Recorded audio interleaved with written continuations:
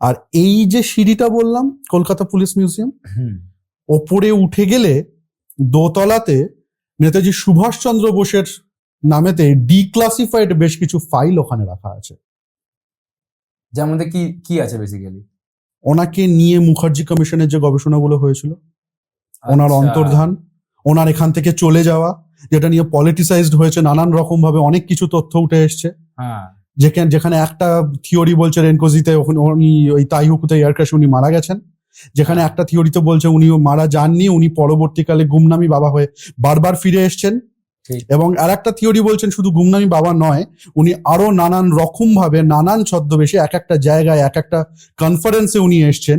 এবং যখন আমাদের প্রথম প্রাইম মিনিস্টার শপথ নিচ্ছেন, সেই শপথ নেওয়ার সময় উনি সামনের রোতে এসে দাঁড়িয়েছিলেন, যার জন্য উনি শরীর খারাপ হয়ে স্টেজ থেকে নেমে যান। যিনি আমাদের প্রথম প্রাইম মিনিস্টার ছিলেন, তিনি ভয়তে শরীর খারাপ হয়ে স্টেজ থেকে নেমে গেছিলেন। That was the story. তোমার এর মধ্যে কোনটা বেশি মনে হয় সত্যি, কোনটা কি মনে হয়?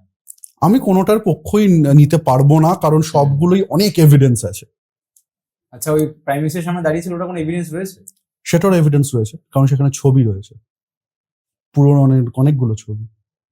এই যে কনফারেন্স গুলো, যেখানে যেখানে এই কনফারেন্স হয়েছে, যেখানে বলা হয় যে ওনাকে দেখা গেছে, এরকম অনেক ছবি আছে যেখানে ওনার একটা লোকের সঙ্গে মিল পাওয়া যাচ্ছে, দ্যাট ইজ সুভাষচন্দ্র বোস। সেই চেহারা, সেই চশমা, সেরকম দেখতে সুভাষচন্দ্র বোস। প্রচুর জায়গায় প্রচুর কনফারেন্সে ওনাকে দেখা গেছে, বারবার ফিরে ফিরে এসছেন। হয়তো মনে করিয়ে দিতে এসছেন যে আমি এখনো আছি, আমি এখনো চেষ্টা চালিয়ে যাচ্ছি, আমি এখনো হাল ছাড়িনি।